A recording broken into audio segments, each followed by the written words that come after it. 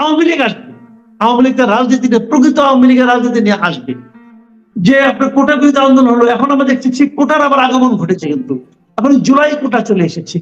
তো ঘুরে ফিরে কিন্তু যেখানে ছিলাম আমরা সেখানে রয়ে গেছি, বরং আগে আমাদের শোষণ করত এক ধরনের সিজন পলিটিশিয়ান, এখন সব শোষণ করছে। এখন আমাদেরকে আমরা নানা রকম চাপের মুখে আছি এক ধরনের আনানি ছেলে মেয়েদের। এতে যেটা হয়, ওই যে ব্লেডে কাটলো মৃত্যু, অথবা ভোতা দাও দিয়ে কাটলো মৃত্যু, দুইটাই মৃত্যু, কিন্তু ভোতা দাওটা না লাগে বেশি, এখন গায়ে লাগছে বেশি। আপনি যে মানে মুক্তিযুদ্ধের কথা বলছিলেন, যে আমরা আগে দেখেছি যে মুক্তিযুদ্ধটাকে ব্যবহার করে ক্ষমতায় টিকে থাকার এক ধরনের প্রচেষ্টা চলেছে, সেটি আমরা প্রত্যক্ষ করেছি, দেখেছি। এখন আবার মুক্তিযুদ্ধ 2 বলা হচ্ছে। এই যে জায়গাটায় এরকম কি কখনো আপনার মনে হয়েছে, বা আমরা তো এরকমও দেখছি যে গত বছরের 5ই আগস্টের পর থেকে ইনফ্যাক্ট পুরো রাষ্ট্র বা নতুন যারা বন্দোবস্তের কথা বলছেন তারা মুক্তিযুদ্ধটাকে প্রতিপক্ষ করে দাঁড় করে দিয়েছেন, এবং মুক্তিযুদ্ধের সঙ্গে যা কিছু সম্পর্কিত সবকিছুকে মুছে ফেলার একটা চেষ্টা করা হয়েছে।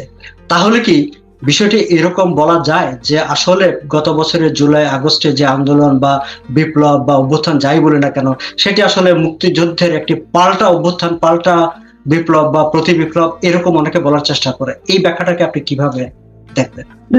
পাল্টা কিনা আমি জানি না, কিন্তু আমি অত্যন্ত বেদনার সঙ্গে এটা লক্ষ্য করেছি যে মুক্তিযুদ্ধের যে বিষয়টা, এই বিষয়টাকে নানাভাবে, সরাসরি বলতে অনেকে হয়তো লজ্জা পায়, অথবা একটু বাদো বাদো ঠেকে, অথবা ভাবে এটা হয়তো প্রচন্ড প্রতিবাদের মুখে পড়তে পারি, এরকম হয়তো অনেকের মধ্যে আছে।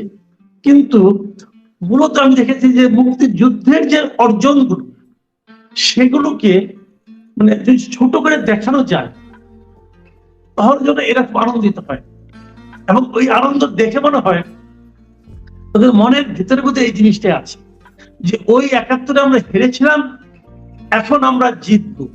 দেখেন, আমি একটা ঘটনা দিয়ে শুরু করি আপনাকে। প্রথম দিকে গত ডিসেম্বরের সময়, বিজয় দিবসের সময়, মেহেরপুরে একটা আপনার মুরাল ছিল, মুক্তিযুদ্ধের মুরাল। সেই মুরালটাকে প্রথমে ঢেকে দেওয়া হলো। তো এটা নিয়ে আমরা আলোচনা করলাম, কেন ঢেকে দেওয়া হলো, বিজয় দিবসে মুক্তিযুদ্ধের মুরালটাকে ঢেকে দেওয়া হলো। এটা বলার পরে দেখলাম 2 দিন পরে ওটাকে ভেঙেই দেওয়া হলো। মুক্তিযুদ্ধের মুরালটাকে আপনার ভাঙতে হবে কেন? হ্যাঁ, ওখানে বঙ্গবন্ধুর ছবি আছে, এটা একটা কারণ হতে পারে, কিন্তু এই উপদেষ্টারা, এই ছাত্ররা তো এই কথাও বলেছেন যে বঙ্গবন্ধু মুক্তিযুদ্ধ পর্যন্ত ঠিক ছিলেন, মুক্তিযুদ্ধের পরে নাকি খারাপ হয়ে গেছেন। এটা তো এদের ব্যাখ্যা। যদি এদের ব্যাখ্যাটাকে আমি মেনে নেই, মুক্তিযুদ্ধের ওই মোরাল তো বঙ্গবন্ধুর মুক্তিযুদ্ধের সময়টা মোরাল তো ওই সময় 7ই মার্চের ভাষণের ওই ছবি, তো সেটাকে ভাঙতে হবে কেন? এই প্রশ্নটা কিন্তু আমরা তুলেছি, কিন্তু কোনো জবাব পাইনি। এই প্রশ্ন তোলার কারণে কেউ যে একটু বিব্রত হয়েছেন সেটাও মনে হয় না। গণভবনের সামনে দেখেন, এখানেও কিন্তু ওরকম কিছু কিছু মুরাল ছিল, সেগুলো ভেঙে দেওয়া হচ্ছে। তো এগুলো দেখে যেটা মনে হচ্ছে, সব জায়গা থেকে হাসিনা পরিবারের লোকজনের নাম তুলে ফেলা হয়েছে, ভালো, কিন্তু বঙ্গবন্ধু শেখ মুজিবুর রহমান, উনি কি শেখ হাসিনা পরিবারের সদস্য হিসেবে এদেশের মানুষের মনে হৃদয়ে জায়গা করে নিয়েছে, নাকি উনি নিজের যোগ্যতাতে জায়গা করে নিয়েছে? আপনি যখন হাসিনা পরিবারের লোকদের নাম তুলে দিবেন, তার মানে হাসিনা ক্ষমতায় আসার পর যাদের নাম বিভিন্ন জায়গায় প্রতিষ্ঠানে আসার কথা ছিল না, তাদের যখন আপনারা আনবেন, সেটা আপনি বাদ দিবেন, ঠিক আছে, মানতে রাজি আছেন। কিন্তু বঙ্গবন্ধুকে হাসিনা পরিবারের সদস্য হিসেবে আমরা চিনি। দেখেন, কুষ্টিয়া ইসলামী বিশ্ববিদ্যালয়, সেখানে বঙ্গবন্ধুর নামে একটা হল ছিল, সেটাকে আপনি চেঞ্জ করে ওটা শাহজাহান রহমানের নামে করছেন। বঙ্গবন্ধু কি মুক্তিযুদ্ধের সময়, অথবা বঙ্গবন্ধু যেগুলো জীবিত ছিলেন, আমি বাদ দিলাম, বঙ্গবন্ধু ওনারা বলতেছেন যে মুক্তিযুদ্ধের পরে সে খারাপ করছে, ঠিক আছে, খারাপ করছে। 75 সালে ভদ্রলোক মারা গেছেন, তাই না? 75-এর 15 আগস্টের পর্যন্ত বঙ্গবন্ধু যে কাজগুলি করেছেন, তার সঙ্গে কি শাহজাহান তার চেয়ে ভালো কিছু করেছেন কখনো? শাহজাহান জাতিসংঘে গিয়ে বাংলাদেশের অস্তিত্বের বিরুদ্ধে কথা বলেছে। তো এখন আপনি কার সঙ্গে, এখান থেকে কিন্তু বোঝা যাচ্ছে যে এদের ক্যারেক্টারটা কি। তো এই ক্যারেক্টার দিয়ে তারা অগ্রসর হচ্ছে, তাদের সঙ্গে একটা শক্তি আছে, তাদের সঙ্গে একটা রাষ্ট্র ক্ষমতা আছে। আমি আশঙ্কা করি এদেশের সাধারণ মানুষ এই যে তাদের এই যে ক্ষমতার দাপটের মাধ্যমে যে বিভিন্ন অপকর্ম, আমি এগুলোকে অপকর্ম হিসাবে বলি, এই অপকর্ম তারা যেগুলো করেছেন তার জবাব তারা খুব শিগগির পাবে। এদেশের মানুষ বেশি দিন সহ্য করে না, প্রথম কিছুদিন দেখে, তারপর দেখার পর যখন অতিষ্ঠ হয়ে যায়, বিরক্ত হয়ে যায় এবং যখন কোনো ব্যাখ্যা খুঁজে না পায়, তখন তারা কি করে, এটা তারা গত বছরের 5ই আগস্ট থেকে দেখে শিক্ষা নিলে ভালো করবে। এখন আপনি যখন বলছেন যে দেশের মানুষ মানে জনগণ জবাব দেবে, জনগণের জবাব দেওয়ার তো মাসুদ ভাই দুটি প্রক্রিয়া, একটি হচ্ছে আবার আন্দোলনে নেমে আসা, আরেকটি হচ্ছে যদি দেশে নির্বাচন হয় ব্যালটের মাধ্যমে তাদেরকে তাদের প্রতি যে অনাস্থা, তাদের প্রতি যে তাদের যে আপত্তি আছে যে সেটি জানানো। এখন এই দুটি প্রক্রিয়ায় কি জনগণের তাদের মতামত জানানোর কোনো ব্যবস্থা দেশে তৈরি হয়েছে বা কোনো সুযোগ কি আছে? নির্বাচন নিয়ে তো আমরা কোনো আলাপ আলোচনা দেখি না। আবার এখন যখনই কোনো আন্দোলন হয়, আমরা যদি যে রিসেন্ট এই যে মাইলস্টোন স্কুলের যে দুর্বিষহ ঘটনাটি ঘটলো, ঘটার পর বিক্ষুব্ধ ছাত্র ট্রমাটাইজড বাচ্চারা যে আন্দোলন করলো, তাদের নামে অ্যাটেম্প টু মার্ডার কেস দিয়ে দেওয়া হলো, আবার তাদেরকে পুলিশ দিয়ে পিটানো হলো। এখন আপনি আন্দোলন, কেউ যদি কোনো দাবি দাওয়া নিয়ে কথা বলে তাকে আপনি আওয়ামী লীগ ছাত্রলীগ বললেই মনে হয় যেন তাকে পিটানো জায়েজ হয়ে যায়। তো এই একটি অবস্থায় জনগণের জবাব দেওয়ার সুযোগটা কোথায় আছে, কোথায় থাকে? দেখেন, এই ধরনের কাজ কিন্তু আওয়ামী লীগ আমলে হয়েছে। আওয়ামী লীগ আমলে ছোট ছোট স্কুলের স্টুডেন্টরা রাস্তা ঠিক করতে আসছিল, রাস্তার দিয়ে বিরুদ্ধে, দুর্ঘটনার বিরুদ্ধে, সড়ক দুর্ঘটনার বিরুদ্ধে নেমেছিল কিন্তু রাস্তায়, তাদেরকে শেষ পর্যন্ত আপনি জেলে ঢুকিয়েছেন। যাদেরকে আপনি ওই আন্দোলনের সময় জেলে ঢুকিয়েছিলেন, আপনি নিশ্চিত থাকেন তারাই কিন্তু এই জুলাই, গত বছরের জুলাই কিন্তু হাসিনাকে সরানোর জন্য চেষ্টা করেছে। একটা স্কুল স্টুডেন্টকে আপনি জেলে ঢুকিয়েছেন ভাই, তার মধ্যে যে ট্রমাটা তৈরি হয়েছে, যে ক্রোধটা তৈরি হয়েছে, সেই ক্রোধেরই কিন্তু বহিঃপ্রকাশ ঘটেছে গত বছর। একই জিনিস এই আজকে পরশুদিন যাদেরকে আপনি পিটালেন সচিবালয়ের সামনে, যে স্টুডেন্টদেরকে ছাত্রলীগ বলে পিটালেন, আপনি ছাত্রলীগ বললেন কেন? মিডিয়ার কাছে, বহির্বিশ্বের কাছে একটা বলার অজুহাত হিসেবে বলেন যে এই লোকটি ছাত্রলীগ। আপনি মনে হচ্ছে এক ধরনের আমোদ পেলেন। যাদেরকে পিটালেন তারা তো জানে তারা কি, তারা তো জানে গত জুলাইয়ে তারা কোথায় ছিল, তারা তো জানে যে আজকে যারা ক্ষমতা আছে তারা গত জুলাইয়ে তাদের যে জীবনকে বাজি রেখে যে লড়াই, সে লড়াইয়ের ফল এরা ভোগ করছে। তারা কি এটা জানে না? তারা জানে। আপনি মুখে যাই বলেন না কেন, তারা তো জানে। তারা কি আর আপনার সঙ্গে থাকলো নাকি থাকবে? এভাবে কিন্তু কমে, এভাবে কিন্তু ক্রোধ পুঞ্জীভূত হয়। এই পুঞ্জীভূত ক্রোধ কিন্তু এক সময় বিস্ফোরণ ঘটায়, ঘটবে, অবধারিত না ঘটে কোনো উপায় নাই। আপনি যখন ঢালাও ভাবে একটা বিপুল সংখ্যক স্টুডেন্টকে ছাত্রলীগ বলে দেন, যে জিনিসটা নাকি শেখ হাসিনা করেছিলেন, ঢালাও ভাবে সবাইকে রাজাকারের বাচ্চা বলে দিয়েছিলেন, তার প্রতিফলন কি হলো? তার প্রতিবাদে বিক্ষোভটা কি হলো? যে তুমি কি আমি কে রাজাকার, তুমি কি আমি কে রাজাকার, এটা কি যে রাজাকে বলে, এটা কি আনন্দজনক কোনো কথা? এখনো কেউ বলে বলে না। তখন বলেছিল কেন? সেই পুঞ্জীভূত ক্ষোভের বহিঃপ্রকাশ ঘটেছিল। তো এখন যে লোকটা গত বছর আবার অনেকে কিন্তু ব্যাপারটাকে এভাবে বলে যে আসলেই ওখানে সব জামাত শিবির বা ওদের কর্মীরা ছিল, ওরা ছিল বলে ওরা আসলে এই স্লোগানটা তুলেছে, এভাবেও কেউ কেউ ব্যাখ্যা করার চেষ্টা করে।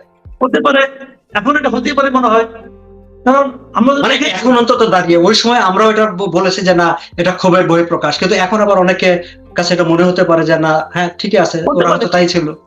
আমার কথা না, কিন্তু সেই কথাটা তো বলার সুযোগটা কে করে দিয়েছে? হ্যাঁ ট্রু, সুযোগটা তো এখন আমি এটাই বলছি, এরা যখন এই স্টুডেন্টদেরকে ছাত্রলীগ বলে অথবা ফ্যাসিবাদের দোসর বলে, যখন তারা বলে, সুযোগটা কে করে দিচ্ছে? সরকার। সুযোগটা এরা করে দিচ্ছে, তারা করে দিচ্ছে। আমি তো মাঝে মাঝে বলি, বুঝছেন, আমি মাঝে মাঝে বলি যে আওয়ামী লীগের যত নেতা কর্মী নেতা আছে, যত আছে, এদের সবারই উচিত এরই মধ্যে ডক্টর ইউনূসের একটা ছবি বড় করে বাঁধিয়ে রাখা। এই কারণে বাঁধিয়ে রাখা, এই ভদ্রলোক মানে আওয়ামী লীগের দুঃশাসন কিন্তু আমরা ভুলি নেই ভাই, আওয়ামী লীগ কিন্তু 15 বছর দুঃশাসন চালিয়েছে। আওয়ামী লীগ বলবো না, আমি বলবো শেখ হাসিনার সরকার বলবো আমি। কারণ আওয়ামী লীগের বহু লোককে আমি চিনি যারা নাকি শেখ হাসিনার ওই শাসনকে পছন্দ করতেন না। কাজে এদেরকে আমি আওয়ামী লীগ বলবো না। আওয়ামী লীগের যে প্রকৃত আদর্শ, তারা কিন্তু সে আদর্শ থেকে সরে এসেছিল। এই জন্য তাদের এই অবস্থা। আওয়ামী লীগ একটা জনগণের দল, একটা জনগণের দলকে জনবিচ্ছিন্ন করে দিয়েছিল এই লোকগুলো। এই লোকগুলো আসলে আওয়ামী লীগের শত্রু, এটা আমি মনে করি পার্সোনালি। তো এই যে লোকগুলি চলে গিয়েছিল, আমি ভেবেছিলাম এরা আসবে না, বরঞ্চ আওয়ামী লীগ আসবে। আওয়ামী লীগ তার রাজনীতিতে, প্রকৃত আওয়ামী লীগের রাজনীতি নিয়ে আসবে। কিন্তু ডক্টর ইউনূস এমন এমন ব্যবস্থা করতেছেন যে ডক্টর ইউনূস ওনাদের আসার পথটাকে সুগম করে দিচ্ছেন। এই জন্যই এই লোকগুলিকে বলবো, আপনাদের টাকা পয়সা লুটপাট অনেক করছেন, এখন এই টাকা পয়সা খরচ করে ডক্টর ইউনূস একটা ছবি বাঁধায় রাখেন। কারণ আপনারা তখন বলবেন যে এই লোকটার কারণে আমরা এত দুর্নীতি করার পরও আবার দেশে ব্যাক করার সুযোগ পাচ্ছি। উনি এই যে কাজটা ওরা করছেন এখন যে জিনিসগুলো বিভিন্ন জায়গায়, 1 নম্বর নিজেরা দেশ চালাতে পারছেন না, নিজেদের অযোগ্যতা প্রমাণ করছেন নানা ভাবে। 2 নম্বর যে আওয়ামী লীগের উপর একটা ঢালাও তারা নির্যাতন চালানোর চেষ্টা করছেন। একজন লোকের রাস্তায় পেলেন, পেয়ে তারা মারা শুরু করলেন। কিভাবে পারছেন কেন? এই লোকটা ফেসিবাদের দোষক, আপনাকে কেউ আটকাবে না, বলবে আরো বারো, অথবা চুপ থাকবে। যে ব্যথা পাবে, যে মনে মনে ভাববে এটা ঠিক হচ্ছে না, সেও কিন্তু ওখানে যাবে না, কারণ ভাববে আমি ফিরাতে গেলে যদি আমাকেও দোষর বলে। এই যে ভয়াবহ tagging, এইটা কিন্তু আমাদের দেশে আমি কখনো দেখিনি এরকম। এই যে মব, এই মব আমি দেখিনি। যদিও আমাদের প্রধান উপদেষ্টার প্রেস সেক্রেটারি বলেন এটা মব না, এটা প্রেশার গ্রুপ। আমি এখানে বলি দেখেন, বলা আল্লাহর কি খেলা। এই বলছে না সে যে 9 ঘন্টা আটকে ছিল, 9 ঘন্টা। তখন উনি বুঝতে পারছেন এটা কি প্রেশার নাকি মব, এটা বুঝতে হবে ভাই। এটা তো তারা শুরু করেছে। এখন জবাব দেওয়ার যে আরেকটি প্রক্রিয়া, আমরা যদি নির্বাচনের কথা বলি, যে একটা ডেমোক্রেটিক প্রসেস, এবং আমরা এটাই তো শুনেছি যে শেখ হাসিনা ইলেকশন দেয় না, আওয়ামী লীগ নির্বাচন দেয় না, জনগণকে ভোট দিতে দেয় না। তো এই যে ভোট দিতে দেয় না, তার যে আকাঙ্ক্ষা, ভোট দেওয়ার যে আকাঙ্ক্ষা, সেটাও একটা ক্ষোভের তৈরি করেছে। এখন সেটাও একটা জবাব দেওয়ার একটা প্রক্রিয়া। ভোট আমরা দেখতে পাই কিনা, নির্বাচন আমরা দেখতে পাই কিনা? আমি মনে করি নির্বাচন হবে।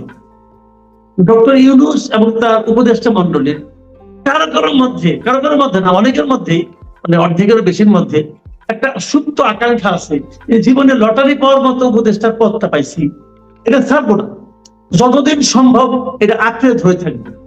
এবং এই আঁকড়ে ধরে থাকার জন্য তাদের কাছে একটা কমন আছে, স্বৈরাচার আবার চলে আসবে, আমরা চলে গেলে আবার স্বৈরাচার চলে আসবে। আবার কেউ কেউ বলে যে নির্বাচনে কি একমাত্র সমাধান, নির্বাচনের মাধ্যমে যারা আসবে তারা আসলেই কি সব সমস্যার সমাধান হয়ে যাবে? আমি তাদের সঙ্গে একমত যে নির্বাচন আসলেই সব সমস্যার সমাধান হবে না। নির্বাচন দিলে পরে যারা নির্বাচনে জিতবে তারা যে সব সমস্যার সমাধান করে দিতে পারবে অথবা চাইবে, এটা আমি মনে করি না। তাদের যে রাজনৈতিক শ্রেণী চরিত্র তা সেটা প্রমাণ করে না।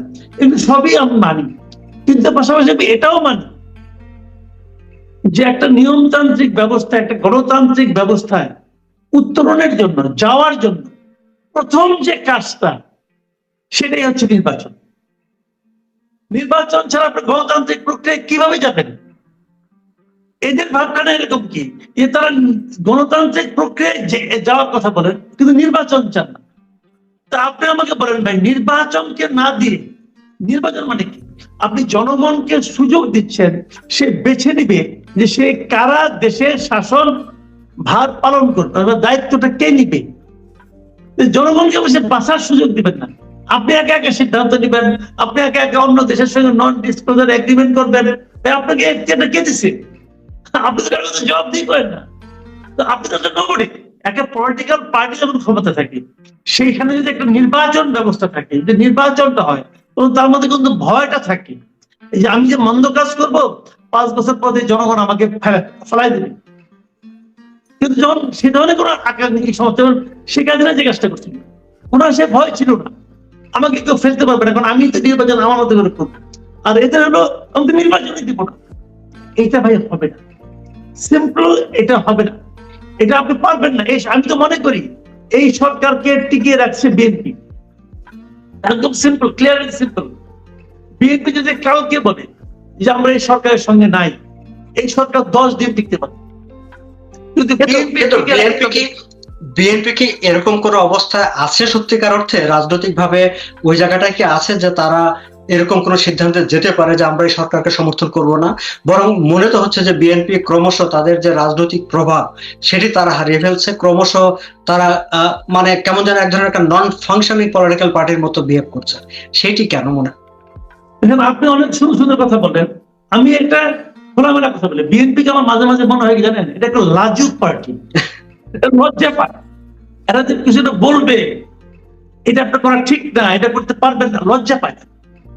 বিএনপি